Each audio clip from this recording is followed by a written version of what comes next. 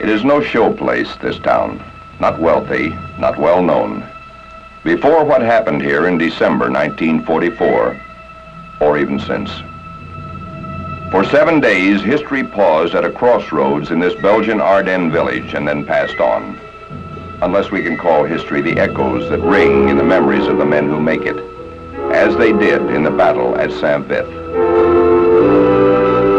Not much time for sleeping, eating at irregular hours. The fact was that everyone and every unit was fighting for its own life. You're going to get it, sub. Maybe this is it. Colonel, C battery is firing at 150 yards. Cold. When you're cold, you stay cold. There's no way of getting warm. We've got no orders to retire. Und es war nicht möglich, etwa Saint-Vith meinerseits vom deutschen Angriff hier auszusparen.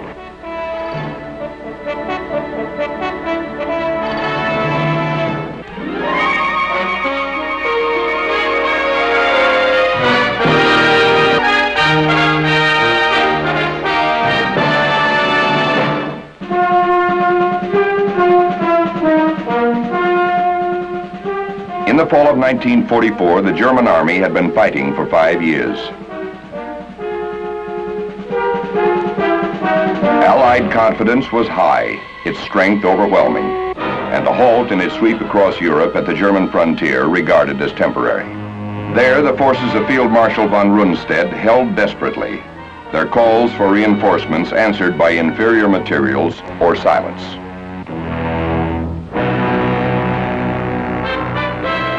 General Siegfried Westphal, von Rundstedt's chief of staff, recalls these days on the Western Front as the most uneasy he had spent, until the day in late October when he learned the reason for the stubborn silence of the Wehrmacht High Command. Hitler received us and informed us that he was planning a large-scale offensive in the West in the near future. We were going to receive 20 infantry divisions and 10 panzer divisions, newly and completely equipped, and the land operations would be supported by at least 3,000 fighters. The target of this operation, which was to be initiated in the area west and south of Cologne, would be the capture of the fort of Antwerp. 3 German armies would launch the massive counteroffensive to split the Allied forces and capture their best port of supply, Antwerp. What would end as the greatest pitched battle ever fought by American troops, the Battle of the Bulge, would burst without warning on a quiet sector on the First Army front. In December 1944, it was held in the north by the 2nd and 99th Divisions, by the veteran exhausted 28th and the 4th Divisions to the south, and by the newly arrived 106th, thinly spread at the center. Conditions were fairly miserable. It was intermittently raining and snowing. We were relieving the 2nd Infantry Division. We, as a brand new, young, inexperienced division, were being moved into their position to take up the defense of that particular sector. We were introduced sort of ironically, as I now recall, because most of the battle-tested veterans of the 2nd Infantry Division kept talking to each one of the units of the 106th, talking about what a country club area this was to be. You would hear perhaps some few shots fired each day. I am Thomas J. Riggs, Jr. I was the division engineer of the 106th Infantry Division. I'm Lieutenant Colonel Oliver Patton. In December of 1944, I was a second lieutenant in an infantry company of the 106th Division. The division landed in France and went into the line that straddled the German-Belgian border about the 9th of December, 1944. Looking back on it now, I think probably the division was just about as green as I was, and you couldn't be much greener. I was a second lieutenant just out of Fort Benning. The supervision of all preparations was in the hands of von Rundstedt, Commander-in-Chief West. Participants in the attack were the 6th SS Panzer Army under SS Group Commander-in-Chief Dietrich, On the right, the 5th Panzer Army under General of the Panzer Force von Manteuffel and the 7th Army at the left wing under General Brandenberger for coverage in the south. While the operation was being prepared, it was important above all to keep this a secret from the Allied forces. Wobei es die Hauptsache war, dass sie den Alliierten verborgen blieb. Alle Bewegungen All wurden movements were made during the night only. All vehicles in the front vicinity were wrapped in straw to keep the noise to a minimum. But nobody could predict how the situation would develop by December 16th. Die Lage bis zum 16. Dezember entwickeln würde. Von Manteuffel, Westphal, von Rudenstedt, Model. From the beginning, Hitler's generals saw no guarantee of success for the counteroffensive. But the Fuhrer was adamant. His plan was irrevocable. Its key elements were surprise, speed, and to prevent Allied air cover, bad weather, as specified in this basic order from the Wehrmacht High Command. Die Operation findet The operation will take place only under favorable weather conditions. These will be ordered by the Fuhrer. These sentences induced me to call up headquarters and ironically inquire whether Hitler was now ordering the weather too. telefonischen Anfrage beim Hauptquartier, ob Hitler nunmehr auch das Wetter befehlen würde. The weather did take sides. It was a harsh, confusing enemy to Combat Command B of the 7th Armored Division under General Bruce C. Clark. But the weather was a close ally of 5th Panzer Army Commander General Hasso von Manteuffel. General, I'm reminded of December 1944 when you and I saw these beautiful green and quiet hills, all covered with haze and mist and turning into rain and mud and snow. And I can't help but think how weather played a very important part in that time, as you knew so well. Yes. Ich darf daran erinnern, dass es ja ein Hauptplan war von Hitler.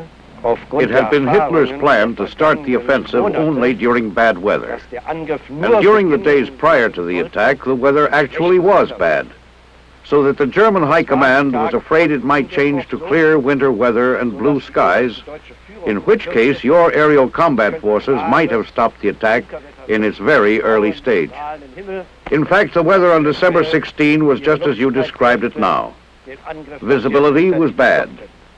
The advanced artillery observers, for instance, would have not been able to make out individual targets on the hills. Man konnte nicht sehr weit sehen. Die vorgeschobenen Beobachter der Artillerie hätten beispielsweise nicht oben einzelne Ziele auf den Höhen erkennen können. But over there, as you will agree, the riflemen had shields of fire. The tanks were also able to recognize their targets at a distance of 2,000 meters. I therefore started the attack very early, at 5 a.m., as you know, to take advantage of the darkness and the bad weather, which would enable us to advance far into these hills you can see here, typical Ardennes terrain, by noon. Auf diese Höhen, die wir hier auch sehen, alle, das ist ja typisch für die Ardennen, dass wir da schon angelangt sein konnten.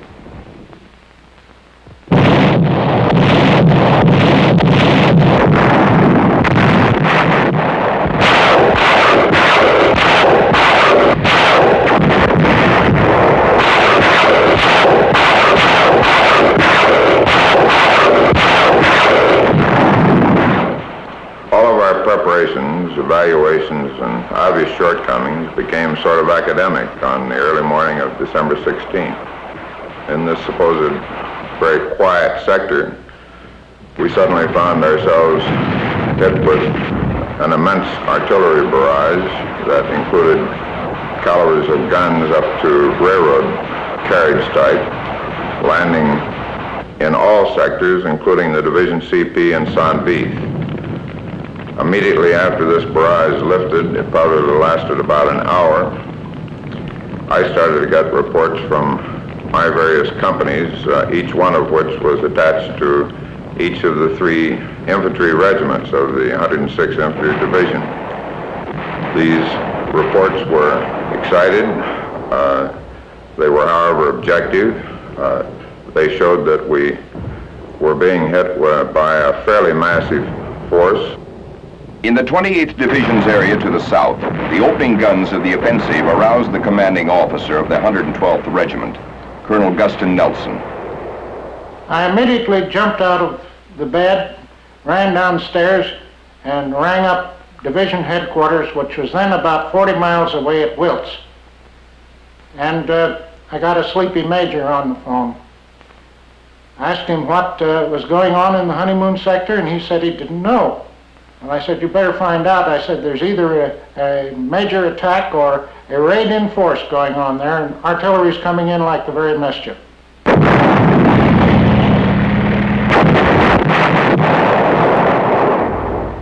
Even though we in the Division CP thought we understood that this was a massive attack, we encountered great difficulty in getting acceptance of this information, or felt we did anyway, through our Corps and Army to our rear. I really believe that they thought that we were a young, untried division and were slightly excited. However, this same type of information began filtering back to them from our neighboring divisions, the 99th on our left and the 28th on our right.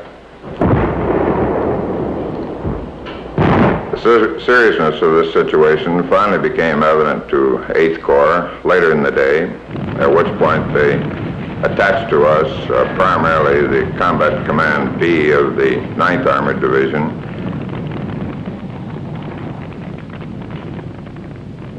Combat Command B of the 9th Armored Division was led by General William Hogue, who was preparing an attack in the north that morning when his new assignment reached him.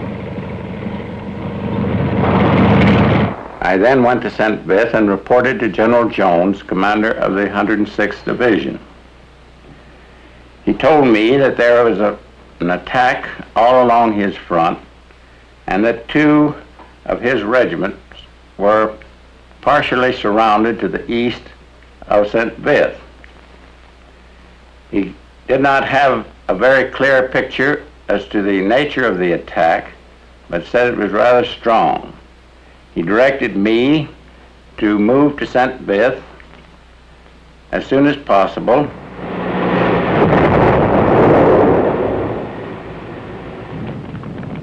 Later that same day, we were also informed by 1st Army behind 8th Corps, to which we were attached, that the 7th Armored Division would attack through St. Vith to our east, and that we were to hold these routes, which were quite vital and a strategic road net in that area, free for this attack. This promised attack, or counterattack, by the 7th Armored Division through our position is very critical because it influenced all of the division's decisions from there on out. Since the 7th Armored Division was to counterattack through Colonel Riggs' position to the east, General Hogue was instructed to attack to the southeast when his armor arrived. There, another regiment of the 106th was cut off. But the 7th Armored Division was headquartered some 60 miles away to the north in Holland. And there was little urgency in the cry for help that finally reached his commander, General Robert Hasbrook.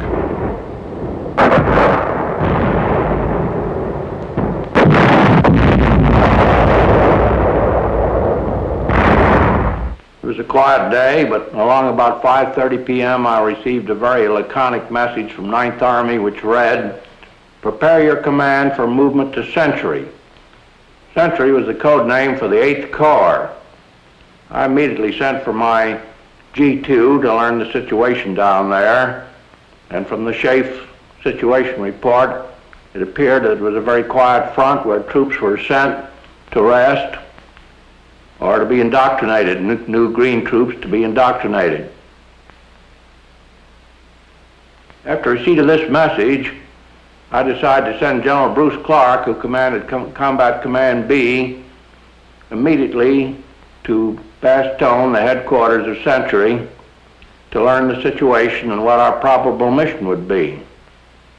I arrived in Bastogne about 2 o'clock in the morning of the 17th of December, reported to General Middleton, was told what he knew about the situation, which I was impressed was not too much.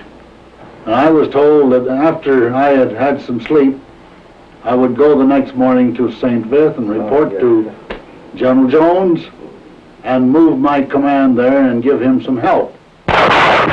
During the first night of the Battle of the Bulge, the enemy infiltrated between our lines and into our rear areas.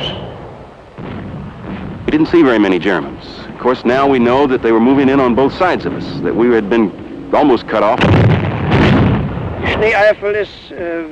Since the Schnee Eifel is practically covered with trees, the terrain is extremely obscure. The young soldier hears fire from the right, from the left, behind him, and in front of him. Some people advance, others go back. There was quite some confusion, which facilitated our advance through the Schnee Eifel toward Schönberg.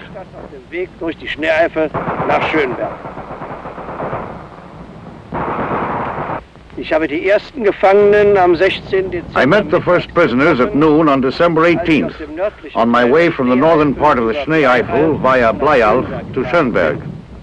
I must say they seemed rather confused. The questioning of young people confirmed that this was a division which apparently had been newly assembled, or at least contained a great number of men with no war experience. Oder zumindest mit einer großen Anzahl von kriegsunerfahrenen Leuten hier in Stellung war. Zwar war die Operation planmäßig angelaufen. The operation had been initiated according to schedule. The 7th Army, attacking from the Eifel front, gained a considerable amount of terrain. The 5th Panzer Army, advancing north of the 7th Army, had also gained some ground, especially since they had apparently managed to surprise the Americans along the entire front. Anscheinend auf der ganzen Front gelungen war.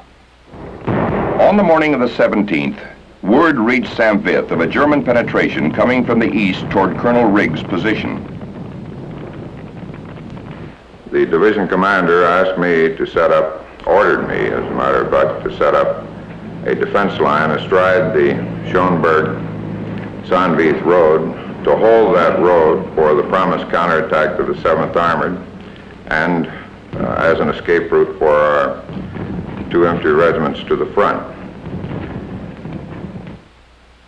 The armor that might have relieved Colonel Riggs, General Hogue's combat command, had passed through St. Vith at dawn heading southeast on its mission to attack Winterspelt. The 7th Armored Division had left Holland before dawn, but its destination was Bastogne. There, General Hasbrouck arrived well ahead of his columns, only to learn that the trouble was somewhere else. I proceeded from Bastogne to St. Vith and joined General Clark, who had arrived there sometime previously, and we found the situation rather desperate to the east of St. Vith. Smoke and noise coming from the woods about 2 miles east of St. Vith indicated German tanks were there. And the only American troops between these Germans and the town of St. Vith was a company of the 168th Engineers of the 106th Division. Well, I arrived at St. Vith at 10:30 in the morning, and General Jones needed help. Yes. Then the problem was to get my command that was marching behind me turned off at Wielsam to come to St. Vith. Well, my greatest problem on the 17th of December was confusion and traffic on the road. Oh. Your initial success on the 16th of December had started a lot of vehicles like supply vehicles, extra headquarters vehicles, and service vehicles going to the rear. Oh, yes. Oh, yes. This became so severe at the road junction to the west of St. Vith that I had to go out and play military policeman and direct the traffic to get it flowing to the front. And I'm sure that you had the same problem because there's only one road from Prim toward St. Vith through the Ardennes. Genau die gleiche Situation, General. Ich war am 17. Nachmittags Exactly the same auf dem situation, Wege General. mit einem On the kleinen afternoon of the Fahrzeug 17th, I was on my way to Schönberg in a small vehicle, and I had to dismount because it was impossible for me to get ahead on this road. I then walked toward the front and tried to make myself useful as a military policeman. It was hopeless to try to untangle this column of vehicles when suddenly I heard someone calling in a very loud voice. Way up at the front, I thought I saw a military policeman, and I approached him. I saw that it was my superior, Field Marshal Model, who had the same intention as I. So we continued our efforts together and tried to separate the column, but until nightfall on the 17th, a certain confusion and perplexity remained, since we were not able to separate the vehicles. Of course, General, you realize as well as anybody does that battle is organized confusion. Yes. Or at least the job of the general is to see that the confusion is not too disorganized. One human element in the confusion was 7th Armored Division Private Bill Dassinger. Sometime in December, we were going down this country road, and all of a sudden we come upon this great confusion. Jeeps, trucks, men, equipment, going the opposite way. Well, you stop to think, what are we getting ourselves into? And a little while later on, we sure found out. Another was Lieutenant Will Rogers, Jr. St. Vith, down a little kind of a side road. Now, at this particular time, the roads were jam-packed with traffic, all kinds of vehicles coming out of St. Vith. And we had to fight our way very slowly, mile after dreary mile, against this one-way stream of traffic. We arrived at a little town of Poteau, which is a little crossroads Belgian village of about, 10 or 12 small Belgian village farmhouses. 7th Armored Division Colonel V.L. Boylan was returning from Paris after a 3-day pass. We came back in a Mercedes sedan, which belonged to the commanding general at the time.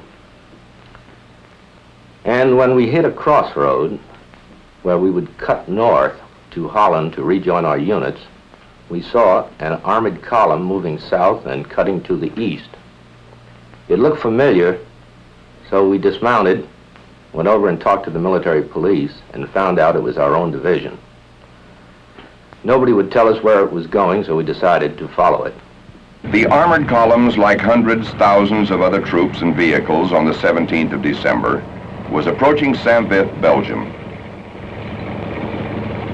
Converging from every direction, some came in pain and panic, some in cheerful confusion, some in desperate urgency. From the east, battered remnants of the 106th fought back toward friendly lines. From the south, units of the 28th Division were withdrawing before assaults of a magnitude no one could explain. And from north and west, the 7th Armored Division struggled on. Their arrival awaited with mounting impatience by General Clark in St. Vith. Why this particular town? Why St. Vith? Ja, das ist schon erklärlich. St. Vith ist an und für sich ein sehr kleiner St. Ort. Vith is really a very small place, and then it gained this tremendous significance. When planning the attack on St. Vith, we knew that it had to be captured at all costs, since it represented a traffic center, a junction of many, some 6-8 roads, which cannot be bypassed.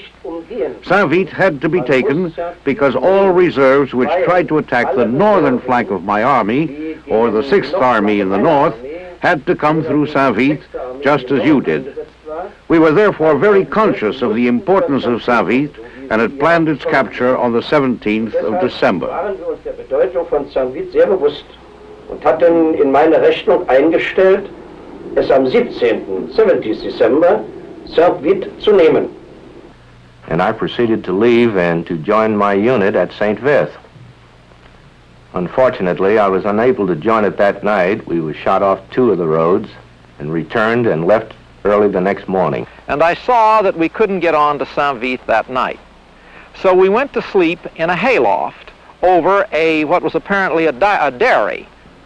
The rest of that night was spent still waiting for the 7th Armored Division and reinforcing our position. General Clark formed a defense east of San Vith as fast as the troops arrived. They were fed piecemeal into this defensive line. And I fed them into the point of the horseshoe, which was being held by Colonel Riggs and others to the east of St. Vith. This went on practically all during the afternoon and night, and all of my troops didn't close into the St. Vith area until 3 o'clock the next morning. Sunday night, we were fighting desperately to get ourselves in a horseshoe arc position around the town. This area was the nearest to the enemy, the eastern approaches, about 2,000 yards east of the town. American troops under the command of the 7th Armored Division attempting to hold the town away from them. I am Colonel Don Boyer, United States Army, at that time Major 38th Armored Infantry Battalion, 17 December 1944. The first arrivals were the reconnaissance troop of the 7th Armored, which I immediately deployed with their automatic weapons in this skirmish line that we'd established, but placed them on the left side, overlooking the open field of fire, where they could better utilize their automatic weapons. The rest of that day was spent assembling any other support we could find. Included in that support, by the way, were some medium tanks that we were able to secure from the 9th Armored Division. 8 o'clock, Monday morning, 18 December, we were hit with our first attack. The Germans punched a hole in our lines. We counterattacked and restored the lines. 2 tanks knocked out, 1 assault gun destroyed, were the enemy losses in this attack. Between 11:30 and 12:30 on that Monday, the Germans again attacked us. At the end of an hour, our lines still held, but we had started the long roll of losses. The Battle of the Bulge had begun. More than 50 German columns were now attacking through the Ardennes. There were penetrations everywhere. South of St. Vith, the 28th Division was split. Chaos ruled to the east, where most of the 106th was surrounded. General von Manteuffel's forces were approaching St. Vith itself from 3 sides. At stake was not simply a town, but the timetable of the Ardennes counteroffensive. And it was already 1 irrecoverable day behind. Next, part 2 of the battle at St. Vith.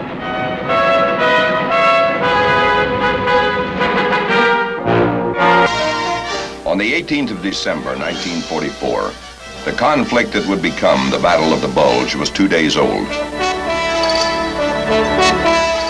It had started with a huge German counteroffensive planned with a strict timetable. By the 18th, 2 panzer armies should have reached the Meuse River, driving toward their objective, Antwerp. Instead, thousands of Hitler's finest troops were still fighting to take a small town in the Belgian Ardennes. A junction of roads and railways. The key to success for the counteroffensive was its timetable. A key to the timetable was St. Vith.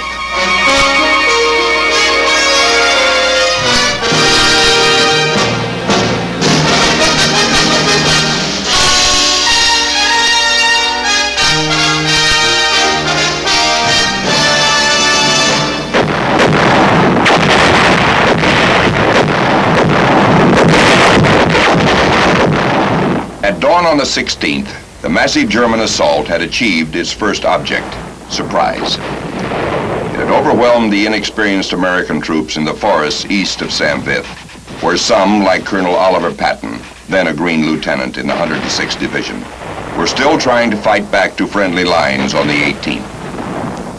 We made a last attack down toward the Schonberg-Blayoff Road, And in that attack, I was hit for the second time that day. I was hit through both legs and I couldn't walk. Late that night, I remember the battalion commander came through and told us that the battalion had to pull out. They had orders to continue to try to break out back toward American forces. And they were going to leave us. There were 4 or 5 of us in the aid station. They would leave us with a medic. To the south, the German attack had split the 28th Division, cut off the 112th Infantry of Colonel Guston Nelson. That afternoon, I received orders from division, which was then at Bastogne, to fall back on Trois-Vierges and fight stiff delaying action, direction Bastogne. I knew that this was impossible. The German attack in this sector was being made by troops of the 5th Panzer Army. The capture of Saint-Vith with its roads and railways was vital to their advance. They had been expected to take Saint-Vith on the day before with little resistance, and on the 18th their commander, veteran General Hasso von Manteuffel, came up himself to see what was delaying their advance. Ich vermutete, dass es sich doch nur einzelne. I suspected the presence of scattered, though very courageous forces, which had come here from Saint-Vith or other directions to assist the fighting troops. I was under the impression that up to the 17th and 18th, these small, scattered battle troops were not under centralized command. However, on the evening of the 18th, before nightfall, it became obvious that new enemy forces were approaching. Machte sich bemerkbar, dass neuere Feindkräfte im Anmarsch waren. The general's surmise was correct.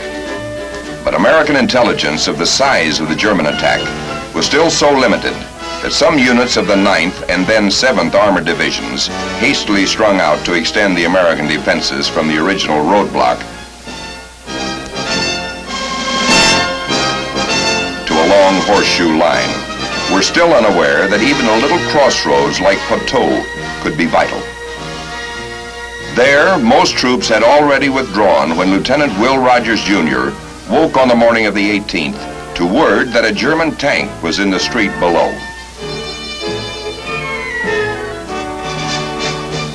So we raced around to my Jeep to get this bazooka.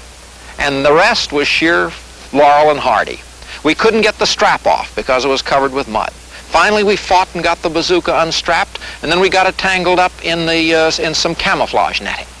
I was so excited that when I grabbed for the rockets, I took them out, and they dumped and fell down into the mud. Finally, we got everything all set, went down to the edge of this long hedge, and here was a German tank, very thankfully waiting, just right there, waiting for us. We got the bazooka all set, started to fire at this tank, nothing happened. We'd forgot to wire the terminals properly. Finally, we got the terminals wired. We got off one shot at this tank. Big explosion with the tank, but we couldn't see any result. However, the German officer in the tank closed down the turret and slowly backed down out of this little Belgian town of Poteau. The significance of any threat to the defensive horseshoe was clear to the man who was building it, 7th Armored Division Commander General Robert Hasbrook. Early on the 18th, I received bad news. The crossroads town of Poteau, which lay to the left rear of General Clark, up at Saint-Vith, had been captured by the Germans. Since there was a road leading from Poteau directly to General Clark's rear, it was imperative that this be recaptured at once. Accordingly, I ordered CCA, my division reserve located at Beho, to proceed immediately and recapture Poteau. The northern front of Saint-Vith's defenses was being held by the 7th Armored Division's Combat Command B under General Bruce C. Clark. It became apparent that a command post in the town of Saint-Vith was too far forward. And so in the afternoon I sent my aide back around to the vicinity of Krombach to find a place where we could move into a room where there were tables and chairs, a place for messengers and liaison officers to park, a room that could be blacked out so we could use it at night. The 19th of December was characterized by strong probing attacks by the Germans all around the defensive horseshoe. Most of these attacks were about one company in size and were apparently looking for a soft spot. On the southern front of the horseshoe, Combat Command B of the 9th Armored Division found itself backed up against a deep railroad cut and embankment which could not be crossed. Its commander, General William Hogue, fought side by side with General Clark throughout the rest of the battle. In order that General Clark, who was on my left, would know what I was doing, I conferred with him and told him of the situation and that I intended to withdraw through St. Vith and take up the new line on his right after dark on the night of the 19th. This very difficult operation was carried out in complete darkness and was very successful. We were most happy that that had occurred some 2 nights later when the attack took place, which drove us out of the forward end of the horseshoe and took St. Vith. As the morning of the 20th dawned, we of the 7th Armored felt pretty lonely. We had enemy on all sides and on our rear. We were out of touch with the 8th Corps, which I later learned had been forced to retreat from Bastogne to Neufchâteau down in France. Accordingly, I decided to send a staff officer of mine, Lieutenant Colonel Schroeder, to try and locate 1st Army headquarters and apprise them of our situation and ask for help. The defenses east of St. Vith still held. There, Colonel, then Major, Don Boyer was in the point of the horseshoe. Communications were sparse, but they were sufficient to pass requests for artillery fires and exchange the necessary coordination for the attacks of the various battalions of the division as we received attacks from the Germans and kicked them out with counterattack after counterattack. Colonel V.L. Boylan was in the horseshoe's northern curve. I can't recall too many details at that time of specific attacks because it seems that they went on around the clock. And the battlefield is an extremely lonesome place.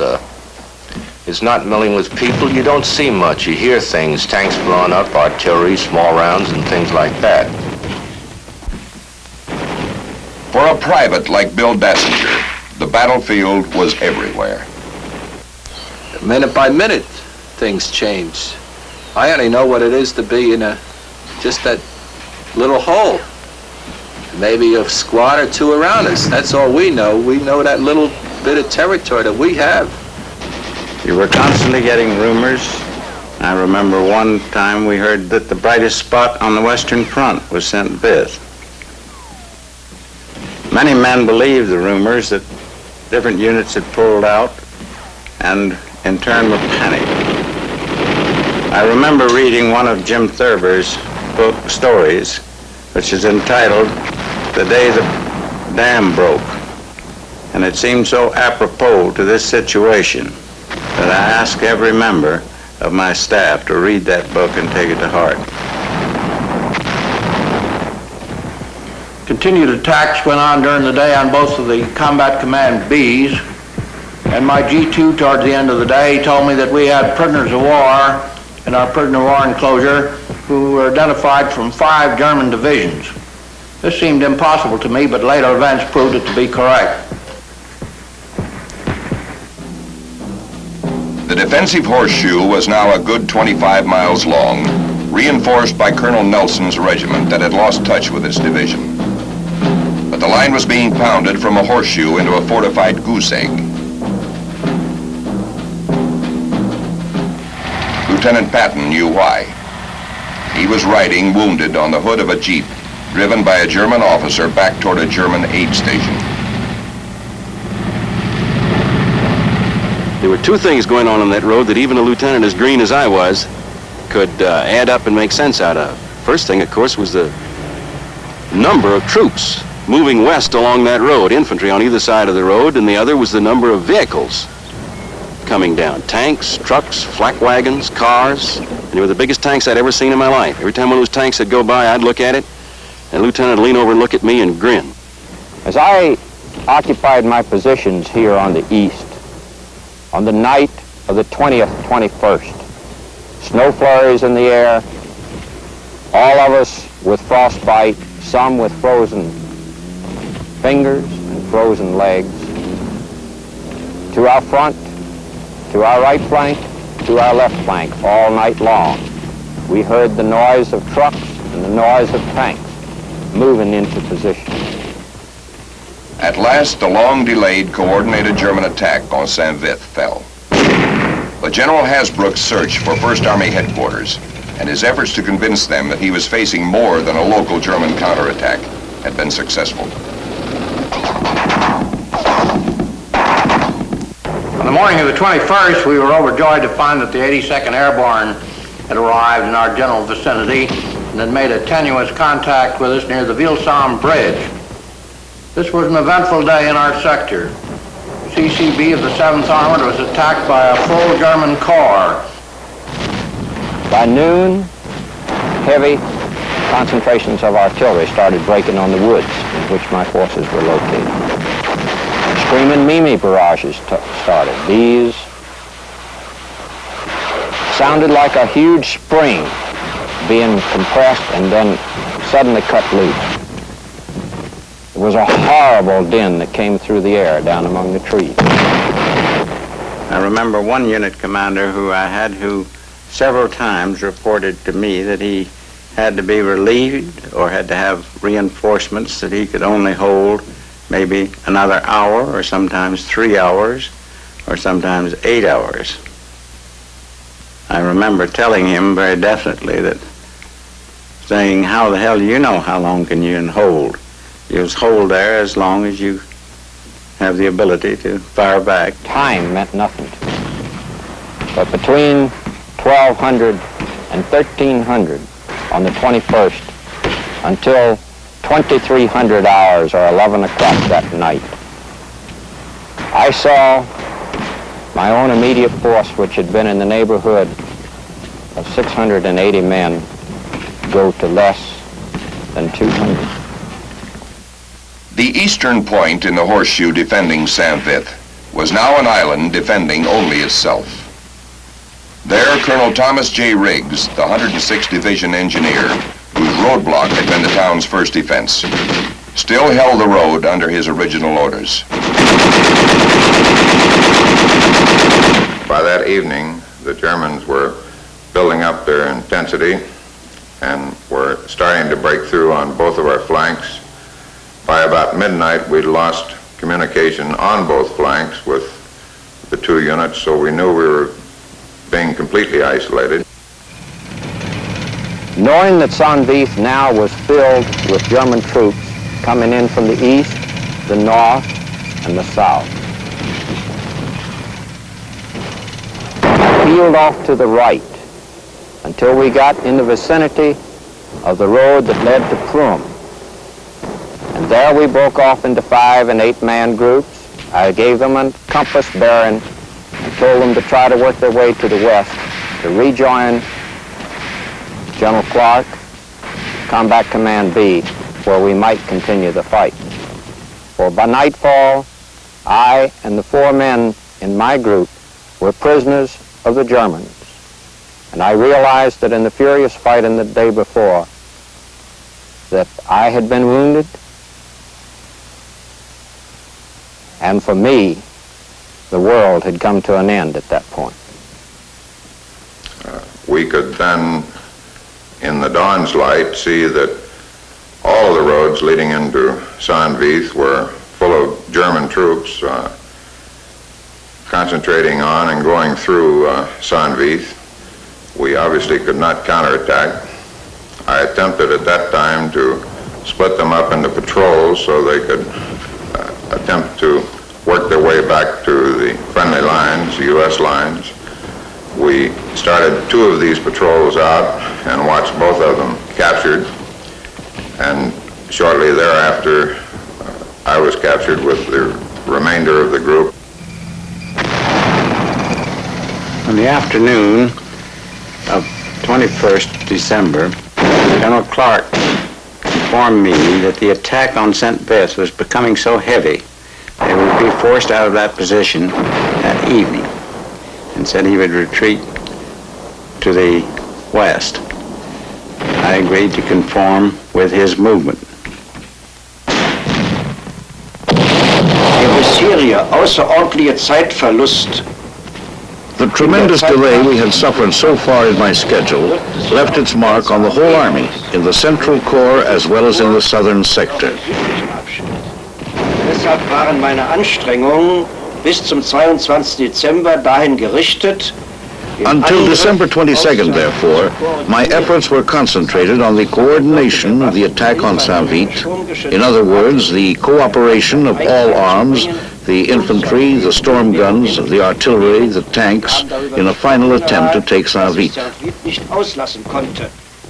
Und Sie sehen, wie groß die Schwierigkeiten waren, um diesen Angriff zu koordinieren. Das ist dann erst am 21. und 22. gelungen, sodass wir dann Saint-Vite endgültig in Besitz nehmen konnten. Aber der Zeitverlust war groß und daher die Bedeutung Ihrer Verteidigung von Saint-Vite. As I remember the 22nd of December, I remember it as a day of mud and rain and considerable confusion. As you pressed your attack in the morning of the 22nd against our new defensive line in the Krombach area, our forces were driven back, and at the same time pressure from the north and the south was applied against our flanks. So as a result, by the night of the 22nd, our force was back pretty much in a semicircle around the town of Komanster. It should be pointed out that when the men were dispersed on the ground, they were like the fingers of a hand. And as they withdrew, as I later pointed out to them, they gained strength by coming back, as the fingers would, in forming a fist. This gave them strength and coordination. Komanster would be the last defense. From there, General Clark immediately sought an escape route to the west, a dirt road through the woods to Vielsalm. And although the Battle of the Bulge would last for another month, its turning point had been reached. The defense of places like Saint-Vite had given the Allied armies what they needed, time to rally and regroup. Next morning, the skies were clear. The ground, which had been a sea of slush and mud that would have mired hopelessly the withdrawal of 23,000 men and their thousands of vehicles, was frozen hard.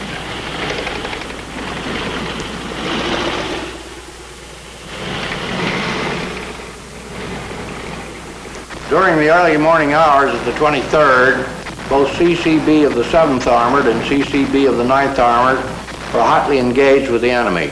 It was difficult for them to disengage, but also during the day, the 82nd Airborne was attacked from the south. I finally sent a message to General Clark and General Hogue telling them it was imperative that they start their withdrawal. That if they did not start now, they'd be withdrawing into a bunch of Germans instead of into the ranks of the 82nd Airborne Division. There was no time to issue formal orders or orders under code. So I instructed that the radio to all units under my command be opened up and that the orders would be given in the clear. General Hasbrook told me that I would have to withdraw across the Vielsalm Bridge by noon, or else the bridge would have to be blown because of the pressure of the German army coming in from his flanks. And I directed that the withdrawal would start immediately, and the plan would be that they would withdraw down the dirt wood road on a first-come, first-served basis. This required that I personally direct traffic at the crossroads at Komanster. So I started the battle as a military police, and I ended the battle as a military police. But of course that was necessary. I met Bruce Clark in the town, where he was directing traffic at the time, trying to ease the confusion of the milling vehicles passing through. We went into position around the town. The withdrawal started at 7 a.m. and went on constantly throughout that day. It went very smoothly. The covering forces operated efficiently, and only one unit had trouble. That was Task Force Jones on the southern flank, the last to withdraw. So the American column passed through these little towns of Biho and Bovigny, and as they did, they became part of Task Force Jones, which was the rear guard of the American unit coming out of Saint-Vith. And my little platoon became part of the rear guard of the last unit out of Saint-Vith. As we fell back onto the road to Saint-Chateau, I found it choked with vehicles from a task force of the 7th Armored Division. We attempted to work our way through these vehicles to find out what the trouble was, and we found that there was a burning tank in Saint-Chateau and that the Germans had apparently come around behind us with an anti-tank gun. In the meanwhile, someone had discovered a side road up a sort of a side canyon that went up this high mountain beside this Somme River. And just then a beautiful thing happened. A full, bright moon came up over the hills. We went up this side road and then across country, and in one place we had to detail some of the tanks of the 7th Armored Division to pull the wheeled vehicles over a highland swamp. And about 2 o'clock in the morning, we finally wound up behind the 82nd Airborne lines. Mile after mile, and we came out through the snow, this brilliant, beautiful moonlight night, and then we saw another wonderful sight. About every 100 feet or so, we saw a man in a white parka standing there, and that was the 82nd Airborne. And we came out through the 82nd Airborne Division, out of the Battle of the Bulge, out of Saint-Vith, and that was Task Force Jones. We were the tail end of the rear guard of the 7th Armored Division. I climbed up the slope pin there where I was greeted by General Hasbrouck, drawn, tired, out on his feet, but still the type of a commander standing there with his troops to the very last minute, threw his arms around me and said, "Boylan, thank God you got him out." And toward the end, I figured that I got practically no sleep for the last 72 hours before reporting to General Hasbrouck behind the 82nd Airborne lines. I wished him a Merry Christmas. It was the day before, but I wished him a Merry Christmas. But to us, it was just a big step to get home. I was and still am proud of the men and officers of the 106th Infantry Division with whom I went through such a dreadful bath of blood during this action. I was so proud, as a matter of fact, that I returned to that unit after escaping from prisoner of war camp some 28 days later. Es ist der Krieg der kleinen Leute. It is the war of the small men, the outpost commanders, the section commanders, the company commanders. Those were the decisive people here, who were responsible for success or failure, victory or defeat.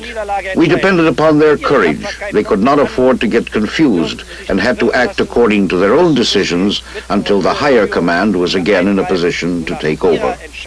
I believe I can say, and I have the right to make this judgment, that the Germans did this admirably well.